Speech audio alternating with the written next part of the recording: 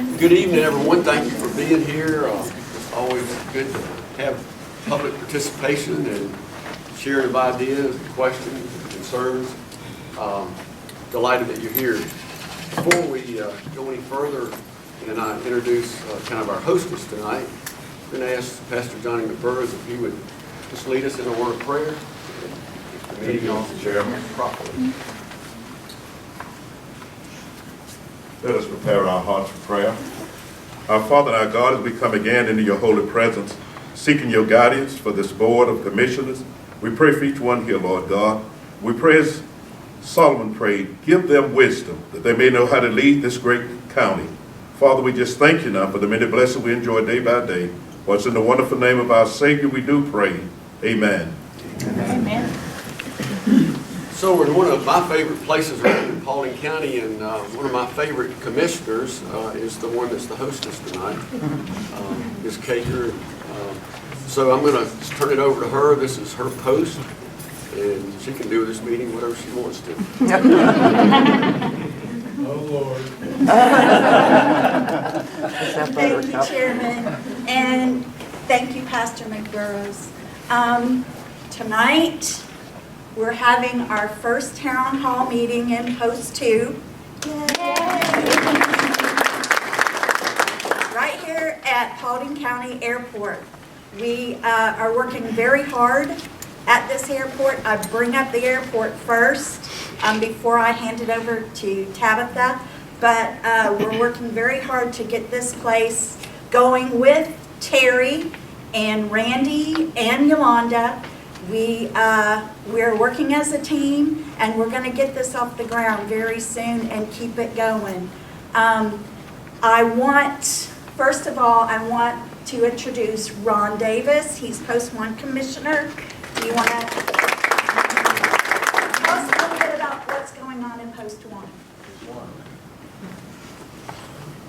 Post 1 seems to be if you don't know the map, Post 1 is the central and eastern parts of the county, and that seems to be where we're seeing a lot of growth, specifically when we look at businesses coming to the area. So yesterday we had rezoning for some stuff going on Mackland Road and some stuff going in Highway 120. We know that Costco's still trying to come in, and we're still very hopeful that that'll come through. And so we're seeing a lot of busyness in Post 1. So I'm excited.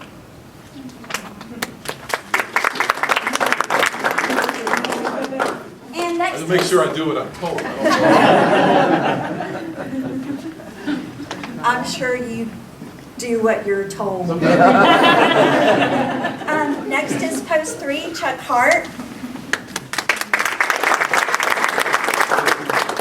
It's been a pleasure to serve with every one of these people. When I think about the only thing that really is right here on the cusp of starting, I think about July the 11th, am I correct, is the groundbreaking of Greystone, which is it's just a wonderful thing for our boat. And not to mention the 92, I know it's going to be a headache. It's going to be a headache, and it already has been. But you know, once we get this thing going, it's going to be a great thoroughfare, north to south corridor. And I think it's going to get loaded up with some of the stuff that the industrial and the commercial growth. So looking forward to it, and I'm not going to take up any more time because this is Sandy's little day.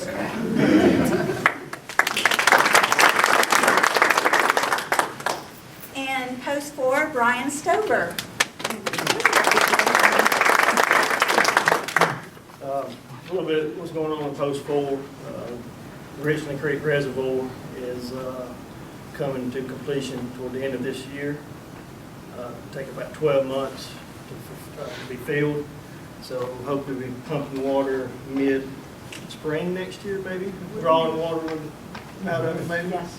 So that's exciting. It was about a $215 million largest yet in the county. So it's exciting to have our own independent water supply. One of the only counties left in the metro Atlanta area without it. So I think it's very important for the growth of Paulding, the future of Paulding. So very excited about that. We been working on the economic development restructure in the county here, the EDO. Very exciting to know we have some interviews set up for next Monday. We got some good applicants that's applied. We brought it into, we was going to bring it into the county to begin with, saw that that really wasn't working out great. So I was very proud that we didn't mind changing gears, and whether or not what people thought, that we didn't know what we was doing. But we saw we was making a mistake and backed up and hunted, so I was really proud that we all worked together to do that. So excited to get that going, because obviously that's one of the biggest things we need to work on, the 88 and 12 that Dave always talks about. And it's going to be hard to make those numbers change. You know, when you got 165,000 residents in the county, it doesn't matter. It's going to take a lot more commercial to get those numbers really where we need to have them. But we're starting the process, and we're really excited about it. So, hand it over. Can I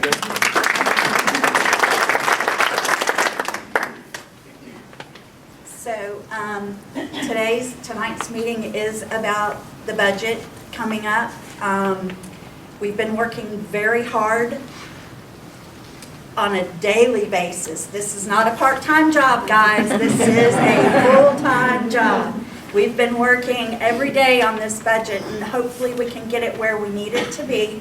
And I'm going to let Tabitha talk about the budget, and if you have any questions, just hold on to until after you're done. Okay, is that good?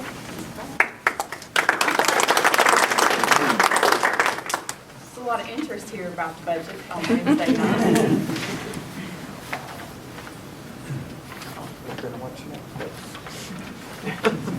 That would be more interesting.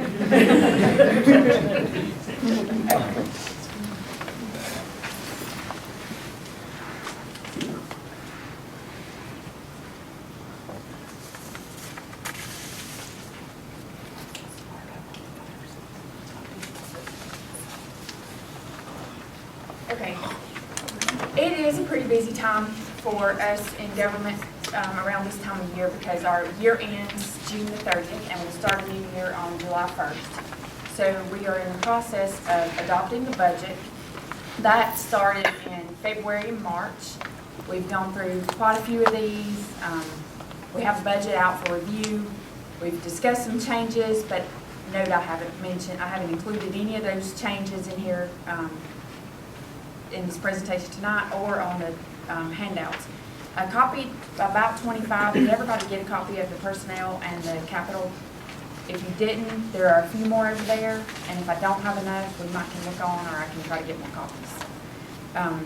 Some of you, I think, have already seen pretty much the same list. But the process goes through, we have to set a budget, or we propose a budget June 1st, then it's out for review. On July 23rd, we will have, the proposed budget does include a millage rate increase to 6.5. We'll talk about that in just a minute, but on July 23rd at 9 o'clock, we will have a public hearing regarding the millage rate. At 10 o'clock, we'll have a public hearing regarding the budget. At 6 o'clock, we'll have a public hearing regarding the millage rate. And then on August 13th at 9 o'clock, we'll have another public hearing regarding the millage rate. And then the budget will be adopted on August the 13th at 2 o'clock, hopefully. If we don't, it causes us to fall behind. So we really want to work as hard as we can to get that budget approved on August 13th, because that's the deadline for tax bills to go out, and we'd be late, and nobody likes to be no cash coming in. So this is a copy of the 5-year history. So we have Taxpayer Bill of Rights that was passed several years ago. There's quite a few advertisements in that Taxpayer Bill of Rights. And one is a 5-year history. So we're required to take the total digest, so the total of all real and personal property. That's your house, the total of mobile homes, the total of timber, the total of heavy equipment, the total of automobiles, and put that into this is actually the ad, and put it out there and show you what's happened in the last 5 years. So on the far side, you'll see 2019, and then you have 5-year history, and it shows you the growth. And if you look at the bottom, it takes the calculation multiplied by the millage rate. So your millage rates are here, 7.2 and 14, 6.5 and 15, 6.1, 16, 6.5 and 17, 6.0 in 18, and we have a proposed 6.5. This ad was supposed to hit the paper this week, but I don't think it did hit the paper this week, but it will be coming out in the next couple of weeks. And then it multiplies the adjusted value times that millage rate gives you the tax levy. And then it gives the percentage at the bottom is the total increase from 1 year to the next. So from 14 to 15 is what's under 15. 15 to 16 is under 16. And so on. So our increase this year is at 18% if from the year before, if we adopt a 6.5. What a 6.5 says is if last year we were 6.0, so to go to 6.5, to stay the same, you have the value of the assessments. Everybody got their assessment notices, so you should know what happened to your value. If your value increased, then the intention of the rollback is to roll that back to last year's value. It doesn't work the same for everybody because one may increase more than the other or less than the other. So I hope I've kind of made that clear enough.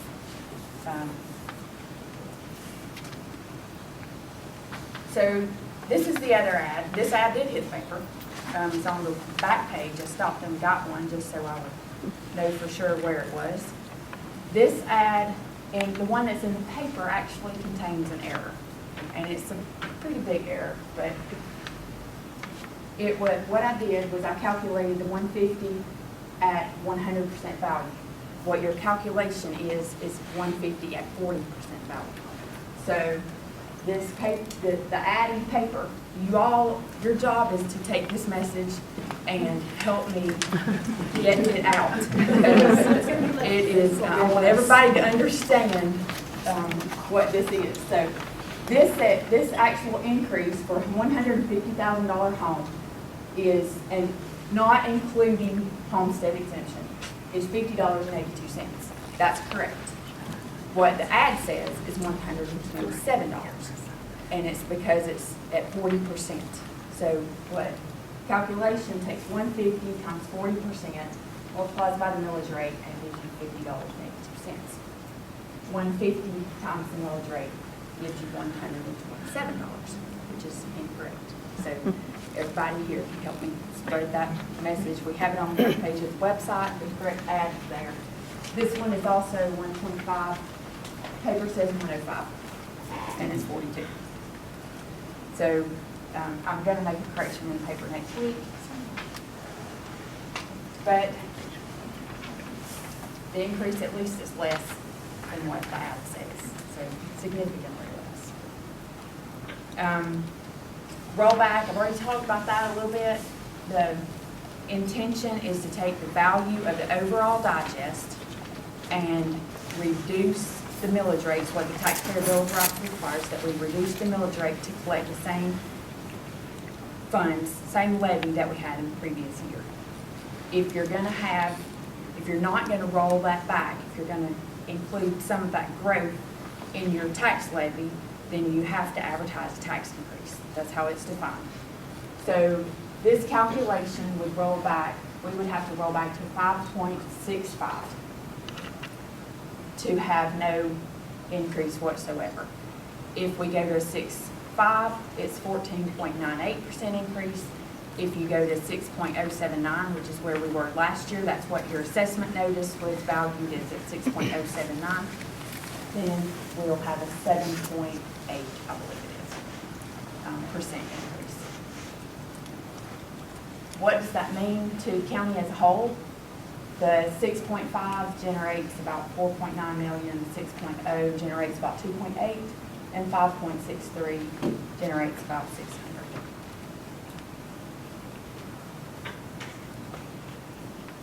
So what does that do for your particular tax bill?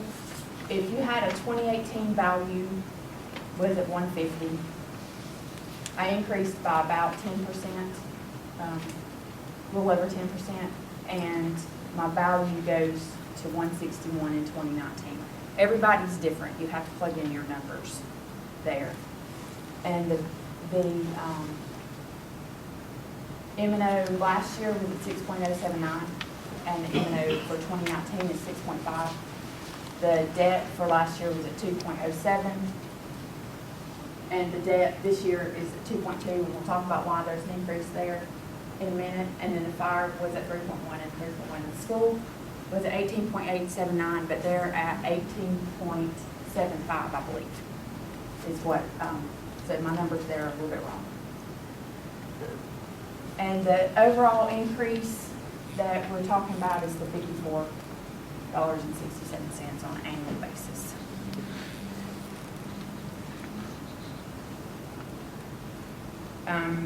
This is just to show you how the calculation was done, and I've got this in an Excel spreadsheet so I could kind of do anybody's and several different scenarios, but basically is how I got to the $50.82. If we roll back the millage rate to 5.65, then the value of a $150,000 house would be $339.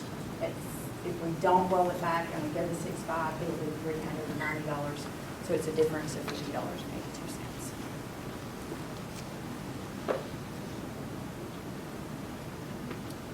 Debt service, we had a referendum to build a jail for $77 million a couple of years ago, and we actually borrowed $72 million. And we did not include that on the tax bill last year, and we had intentions of it costing about $500,000, is what was told to the taxpayers at the time that the referendum was put out. It's because we've had growth in the digest, it's not going to be a full $500,000. So it's going to be almost $250,000, or about $250,000. So it's going to go to 2.2 from a 2.07, and that's going to be sufficient to not 100% pay the debt. We're going to use a little bit of fund balance this year, but with the growth next year, hopefully we'll be able to leave that at 2.2 until some of the debt falls off. Is paid off. So currently, this is a list of the issues that we have. We have the 2013 refunding. That was a refunding that was done for the courthouse building. And 2015, in 2007, 2015 refunded the conservation project from 2007.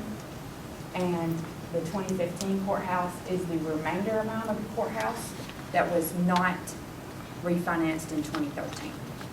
So, and the reason you do a refunding is when interest rates drop, if you're going to save over about 3% of the interest value, then you want to and look at possibly refinancing that debt to take advantage of lower interest rate. And then the 2017 bonds, jail bonds, that's what we're adding on this year, and we're going to be able to pay for it with the growth for the most part in the digest, but we have a little bit of millage rate increase. Revenue bonds, these are the 2012A. They're issued through the IBA or the airport. And at the bottom, you'll see the total amount of debt service is $11.6 million. So the 2012A and the 2012B both refunded the 2003 issue. The 2011 A and B, 2011 was the water tank, the 2011B is the airport hangar and the film studio, and the 2013 was asphalt resurfacing that we completed in 2014 and 15, and then the 2014 airport ones. So 11.6 is your total. We're going to collect 11.5 in revenue for debt service payments.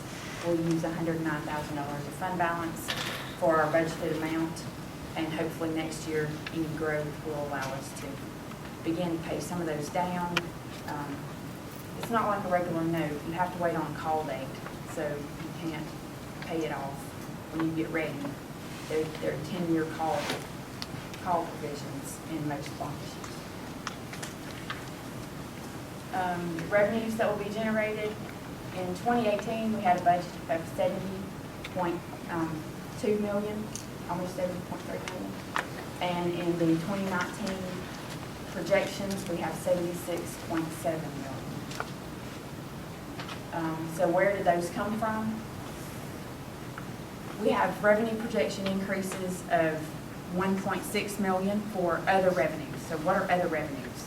Other revenues are your sales tax. We had a significant increase in sales tax over the past 2 years. It's great. So shop holding, somebody's hearing the message because the sales tax has increased. Increase on food has increased significantly. General retail has increased, and those were the two largest areas of increase that we had. Title ad valorem tax, we've received, that's the tax, you get an exemption for sales tax when you purchase a car, but you pay title ad valorem tax, and then you don't have to pay birthday tax. Well, that was assumed it would not accumulate revenue. We would actually reduce revenue, and we have in our digest.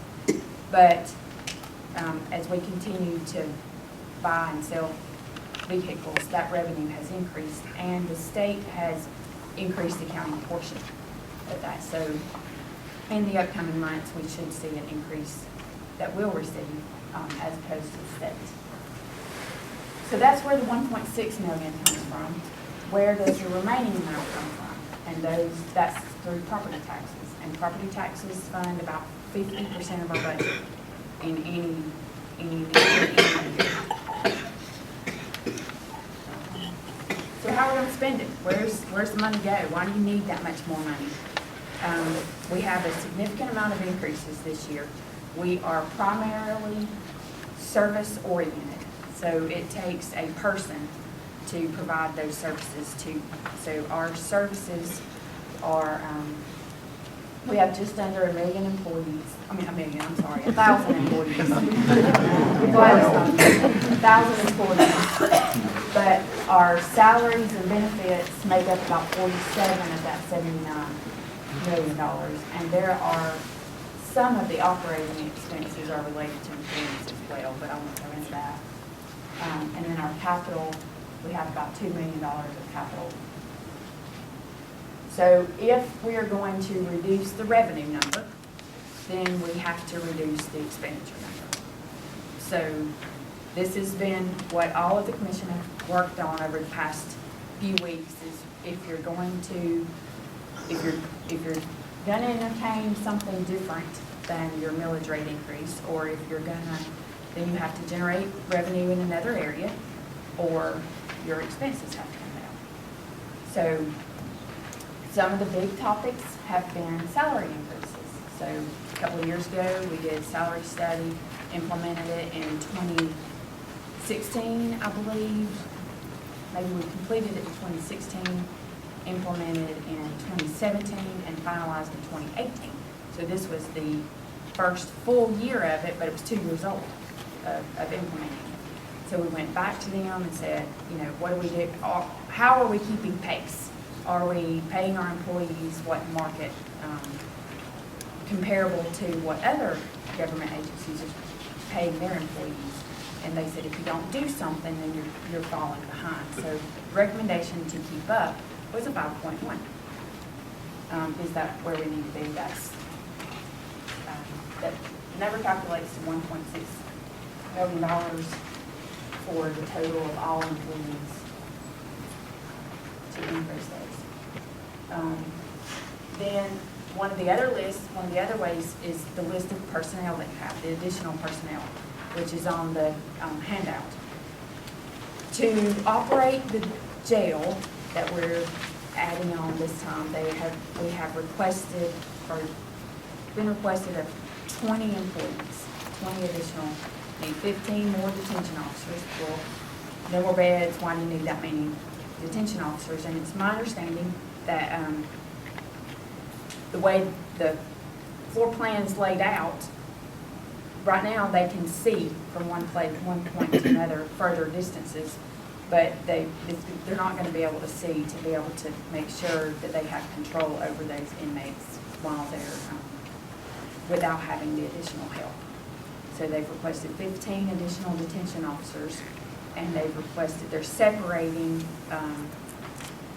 bonding and visitation in 2 different areas. So they've requested a couple of civilian employees for those services, as well as captain of operations and a maintenance. It's going to take one more maintenance person. On that list of employees that we have, you'll see there's about roughly $2.5 million requested of employees. The way we kind of look at that is we're all here to serve. So if you look at that list and you think, well, you know, they're not lacking in that area, then maybe that's an area that we don't need to add additional employees. On the flip side of that, if it's an area that maybe you've been involved in and maybe there's an issue there, then maybe that's an area that we need to add employees. So I think that's some of the ideas that the commission's looking to hear from you guys as to what needs to be added, what, in your opinion, what needs to be added and what doesn't, because it's ultimately the citizens' budget once we're finished, is to provide the service to them. Same for capital. So we have a list of capital. If it has a one-sided, it's in there. If it has a 0, it's not currently in there. But those are some things that we could take some ideas back as well to try to balance our revenues and expenses. So where do we stand with other counties? Everybody's in the process of doing this. So these are last year's numbers. I don't know who's already adopted and who hasn't adopted, so I have not updated this. But Paulding's M&O last year was at 6.079, and this list will give you an idea of where we stand around, with other counties around us.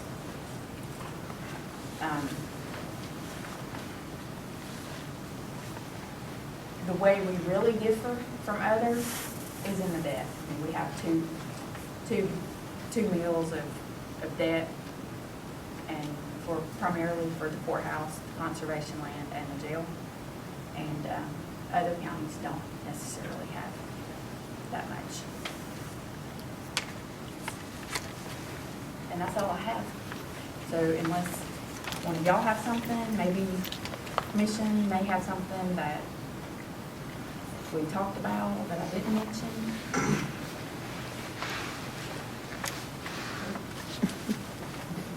Okay. It's all yours.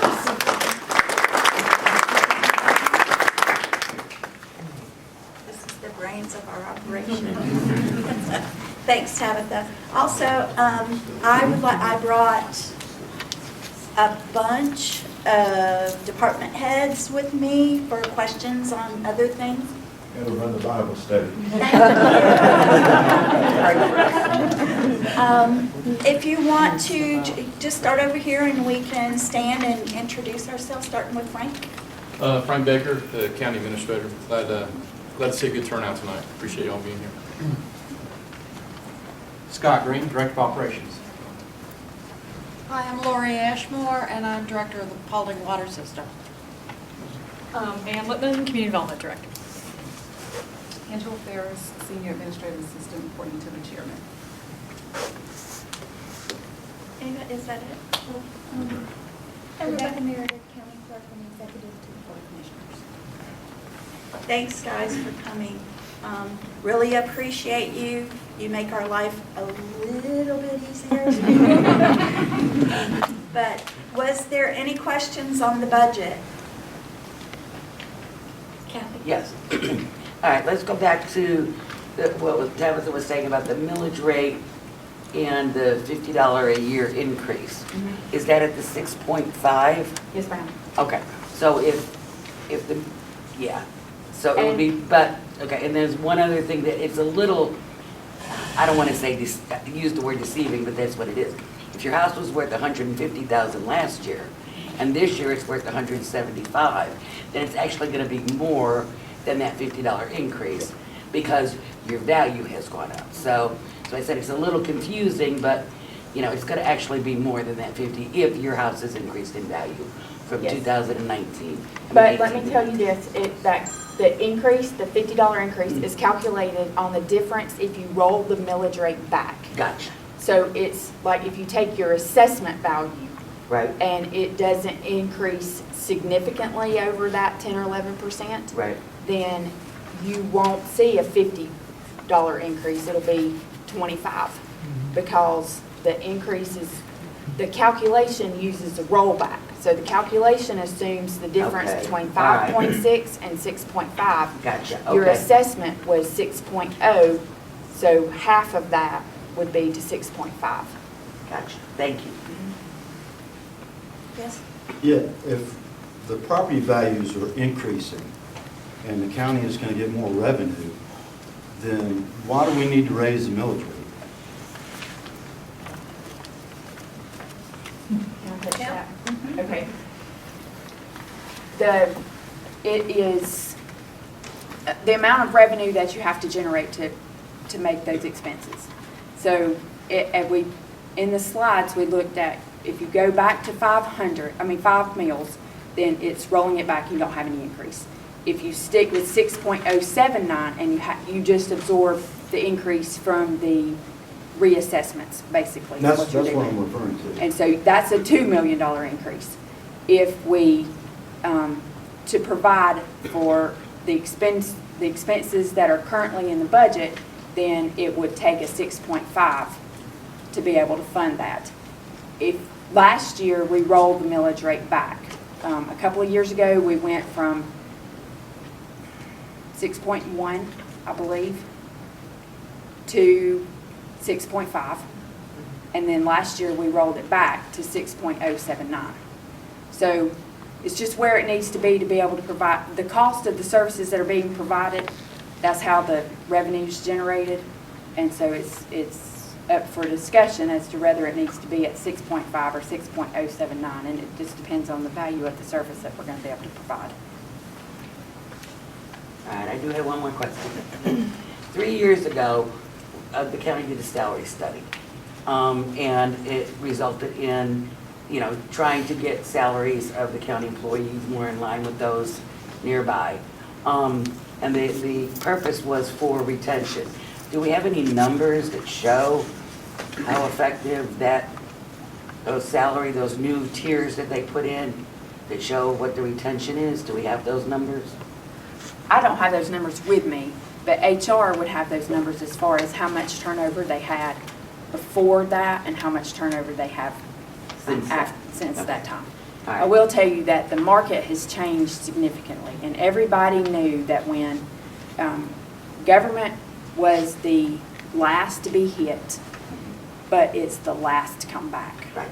And so, with that being said, you can take a corporate market job, and that job is paying significantly more now than what the government jobs are paying. So we're still caught in some of that. Right. Because it may outweigh, yeah, and it's 3 years old, and so it's continuing to improve, the job market is, but we haven't touched anything since the salary study. So we're already beginning to fall behind. Yes. I have another one. I know it's too late to do it this year, but next year, is there any reason why we can't do these budget meetings and millage meetings before the appeal deadline like the BOE did? The deadline's July the 8th, but y'all aren't even gonna have your first meeting until after that. Is there a reason why we can't change that next year?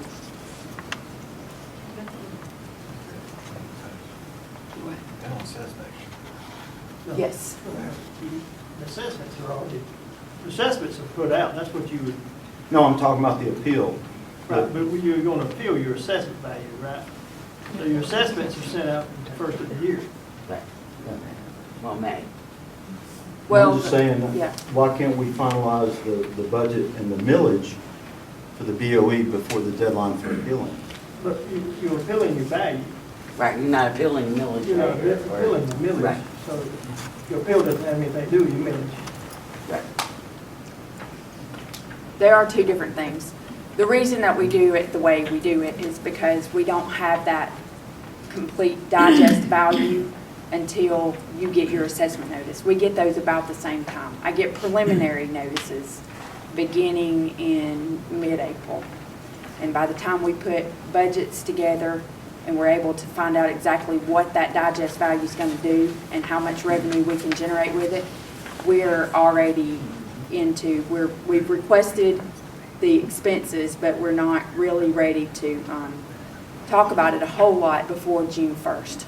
We can back that up some to June to a little bit, but it's one of those things we've got to educate the public and prepare them. Otherwise, it's taken as if we're trying to shoot something in before without telling you, and we don't want that. How do they close that loop for the appeals on valuation back to the budget before it gets finalized? So valuation, if a big chunk of valuations are modified, whatever percentage that is, how does that adjustment to the digest happen before we actually finalize the budget? They shouldn't have a lot of adjustments after it goes out in June 1st. They start working on the assessments January 1. So they've worked through most of their, now if you appeal, if you have a large appeal, then it would be a reduction to the digest. And if it was significant enough, then we would have to look at our And that's what I meant, budgets. like across all of the appeals, does that get balanced out before we go to August 19th or whatever? Yeah, usually when I'm trying to get to a good revenue number, I budget 98% of the actual levy in the budget, and that's to absorb any appeals that we may have that may alter. Yes. One last question.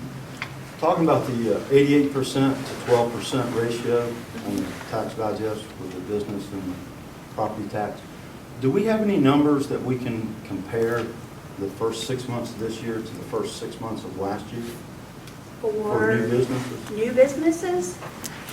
I just looked at that.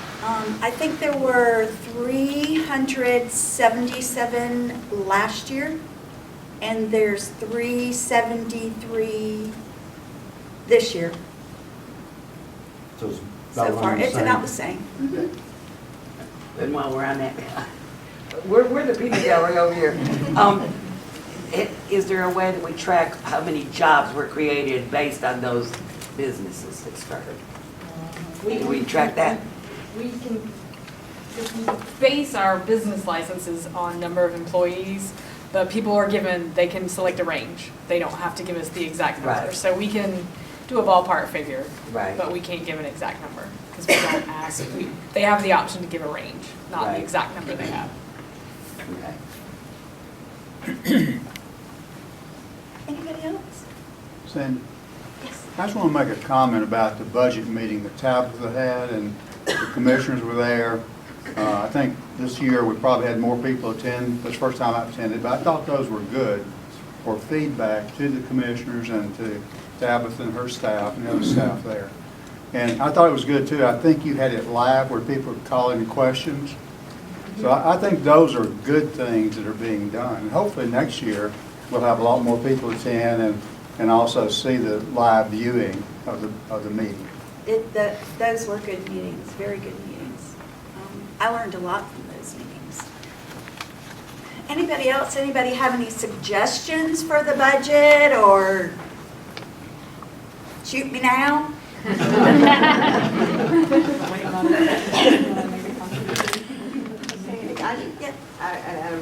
I just really feel like we've got to do what we can to get the increase in salaries for our people. I mean, they haven't had a pay raise in, what'd you say, 3 years? And everybody else was, you know, they look around in all the other counties, they're getting their pay raises. It's no wonder we're losing our, I know of 2 couples that have moved out, you know, that were firemen, and it was, you know, those kinds of things bother me. Yeah, and it's hitting them pretty hard, our sheriff's department and first responders, yeah. that we do need to get them some. Let's make it at least equitable to keep them here. Yes. She made me think of this. How big of a part of the budget is the county employee pensions? As far as the Pensions? budget? Currently, our pension is about 2.5 million of the 70 million.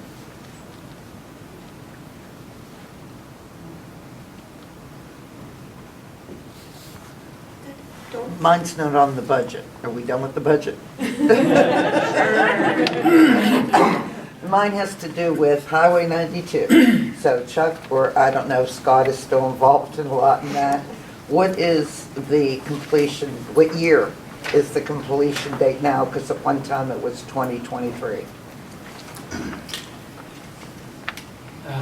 It's lined up with the Douglasville schedule, and for some reason I was thinking it's 2022. There's absolute final completion is a little bit later than that, where all the landscaping and acceptance takes place. But I didn't bring that date with me, I'm sorry. That's okay. I know that they've got up to Nebo Road already with the clearing and everything. And then it's 4 lanes from Nebo down to Hiram Sudi. I've got the dates on a piece of paper, I'm sorry. That's okay. It is out in the truck, though. They've changed a couple of times.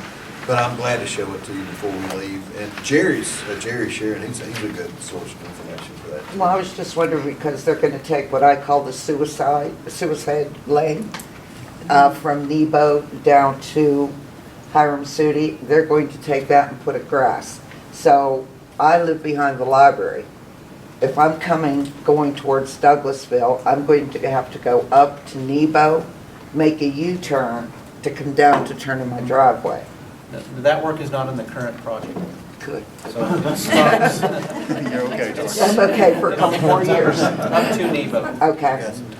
I got some time. Thank you. And that's probably several years away. And before they because start then it's going to be another difficult one from Hiram Sudi to 278. The next phase will rework up to Hiram Sudi, which is already 4 lanes with the flush median, and then carry it as a raised median all the way up to 120. Okay. Thank you. Anybody else? Any suggestions on the budget? I mean, Roll it back. You better bring in money to pay for money. is that it? Anything? Come on. I mean, I'm glad y'all are doing the town hall, and I don't know who said educate the public, but, I mean, that's the key. I mean, that's really all you can do, because I know we have people show up late for our Board of Education tax hearing meetings, and they were really there more about their assessments. So I think that's what a lot of the people who don't usually get involved with the local government don't realize, that a lot of their issues that they're seeing in their bill currently is due to their assessments. And you just have to see them one-on-one and try to explain that to them. So I tried to do that. They were a little late to the meeting, but we stayed after and tried to do that. And then I said, and if you have other issues, point them, because they really don't even understand the difference between the Board of Commissioners and the Board of Education. Right. So, You're right. I mean, that's really all you can do is educate. But I think, with the meetings being online and the budget meetings being online, I mean, you can only do so much, but I think, y'all are doing a good job. Thank you. Y'all do education. It is, but we don't want to be educating them on y'all stuff. We want y'all to educate them on their stuff, and we'll educate them on our stuff, so. I think it's important to know too, they're not the enemy. Like Tabitha's not your enemy. None of these people working are the enemy. I see it all the time, all these armchair, what do you call them, armchair, whatever. Like they think they know everything about the budget and the hearings and they're all mad and all they want to do is yell. But I'm like, have you been to a budget hearing? Have you come to the budget workshop in April? Have you talked to anybody that knows anything, or are you just blah, blah, blah? They're not your enemy. Like, Tabitha will help anybody. I've watched her do it. Any of these people will help anybody. Yeah. It's Any not, of us. they're not, the government is not the enemy in this case. They're trying to be helpful with the budget. They're trying to be open about it. Like, it's not, Tabitha doesn't have like a little magic key. She's not like, We're here to serve. It's not our budget, it's your business. It budget. belongs So to it's the everybody. service that you want to be provided is what we're trying to get to. But if you're happy to answer any I will questions. answer questions. Okay, guys. Oh, Can you tell us what's going on in Post 2? Post 2. Oh, well, I thought I did. Oh, did you? Did you? I'm sorry. Well, we Did I miss have an academy coming to the airport. We just moved the Veterans Monument from downtown to Veterans Park, where it belongs. The veterans had requested that we do that, and we were able to get it done quite quickly, thanks to Scott and his team. Personally strapped it on my back. I saw it. I was actually at Georgia State watching my daughter graduate when they set it down, so I was not there. It was well delegated. But what else is going on? We're looking at maybe a museum to come to the airport in the future. We've got Baker's Bridge and Ridge Road going now, getting sewer down there so we can get some business in. There's just so much. And the budget. The budget takes a ton of time. Thank you. You're welcome. Just one quick thing. I just want to say, I am so thankful that the pipeline on 61 is finished. Do we have any veterans in the room? I know we have a few. Can our veterans stand?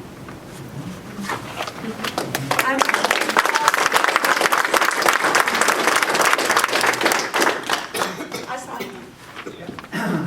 This is the first time I've been to a budget meeting, and I'm looking at it, and my emphasis and my primary joy is aviation.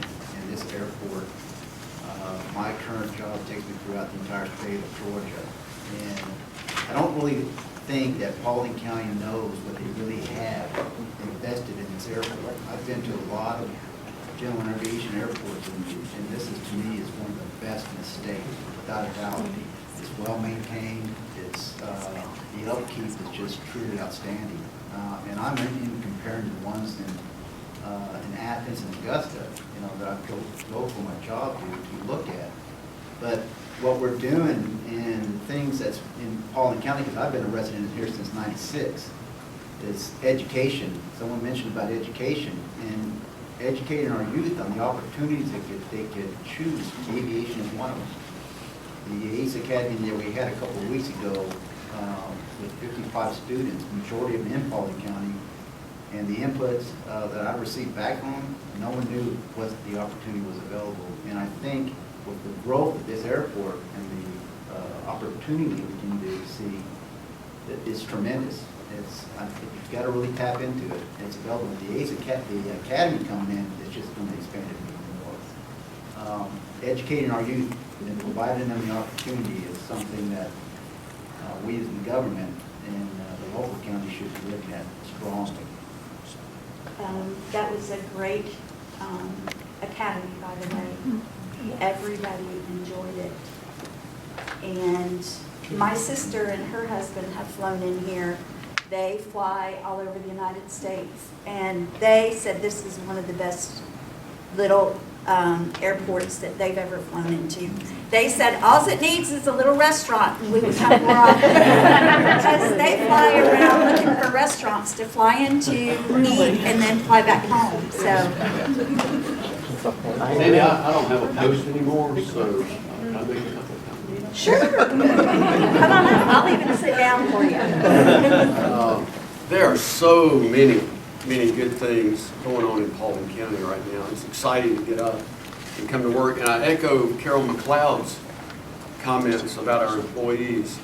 We are service-oriented, as Tabitha said, and we can't give service without good employees. Our staff is outstanding, just outstanding, and work hard, and all of our employees that I've worked around are stellar and very important. So the 5.1% that you see on there, they're worth more than that. And Human Resources, Brian Acker, the deputy of the director, is not here tonight, but he puts out a monthly employees gained and employees lost. I just looked at the one for this month. We lost 8. sheriff's office people, and only one of them was involuntary. All the rest of them were voluntary. So, and our department heads, you know, we are out away from Atlanta, so the population's not as high, and a lot of times salaries are based on that. But our department heads, I don't want to embarrass anybody, but Tabitha could go to a corporation and make 200 grand. And she doesn't make that much with the county, does she?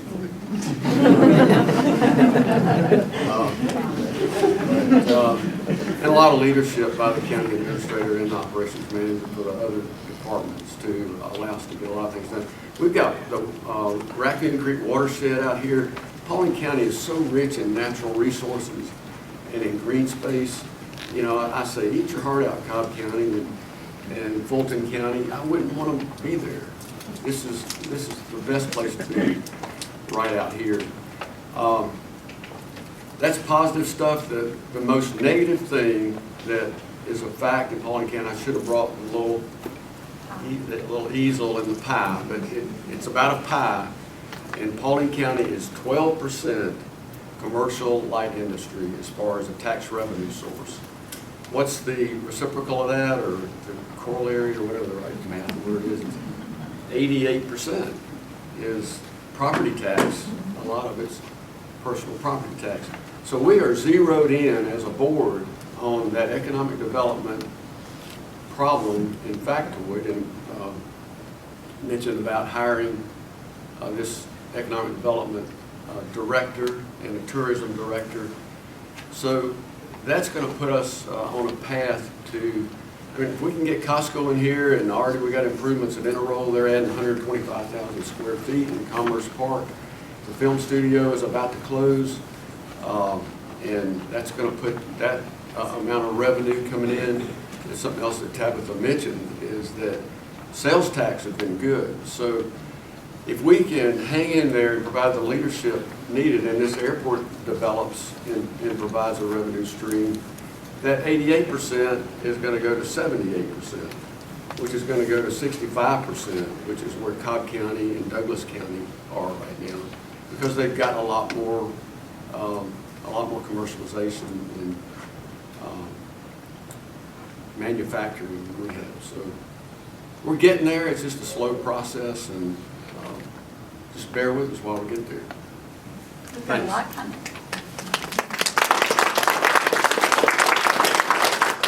Anything else? Now's your chance.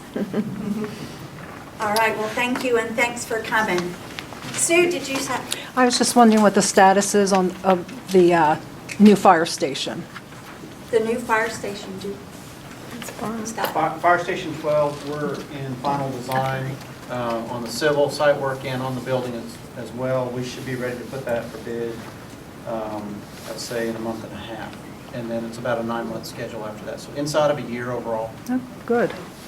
Thank We you. just ordered the fire truck, which is going to take about a year to deliver it. Thank you. Just a question for Brian Stover. Do you still plan on having a meeting for the Cedar Crest project widening? We did. We had a small meeting with some groups of folks and rode the proposed 4-lane to get their input 2 weeks ago. So, There's going to be another meeting in the fall as far as a major meeting.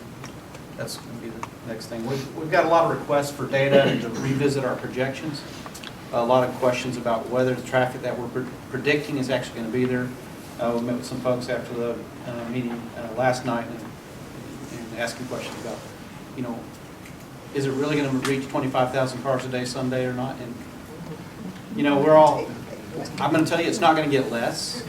And 10 years ago, we would have, or 15 years ago, we would have guessed we'd be there already probably, but things slow down and it plateaus out. And if it plateaus out again, the project may slow down, but we've got to be ready. I mean, that's our position right now. But we're glad to revisit the data and respond to the groups that have asked about it. We're also looking at safety at individual intersections all through the project, whether roundabout's the best, whether right in, right out, whether a signal, there's a lot of things to work through, and we've got a lot to chew on, and that's what we promised to do, and then get back to y'all But right now, I mean, if we met again, we would just be taking the same information again, so we'd like to work on this for a little while and come back in the fall as far as a major meeting. Scott, is there any possibility that they could push 92 being completed before? I mean, earlier, that seems to be, if we got that going through first, that we could have a better projection of. Absolutely. You know. There's no reason in the world we would want Cedar Crest to be ahead of any next piece of 92, any piece, name any piece of 92, we want it widened first. We're in the line for the same money. The 92 north of Crossroads is more ready than Cedar Crest by far, by several years, and it's waiting for money. So yes, I mean, it's going to be, particularly north end of 92 is the most important, now that we've got the south side going and then next through Hiram. I think the one north needs to go, and then Cedar Crest could be several years. The other question is, once you widen Cedar Crest north of Crossroads, it's parallel to Cedar Crest. How much will that relieve Cedar Crest? And that could flatten your traffic growth and allow you to wait more before you have to do Cedar Crest. So we're considering that. And one more question that was addressed to me, and I think Brian, I've had a discussion too, about the red light at Seven Hills. If you come from Cobb County to Seven Hills and get in the turn lane, there's not a turn signal there. Okay, and that's Yeah. in the But if four-lane you come in- section, Yeah. going by the Publix southbound or towards Crossroads. Yeah. Not all traffic lights have a protected arrow if you make your left, where you can make your left at the beginning of the signal phase or at the end of the signal phase.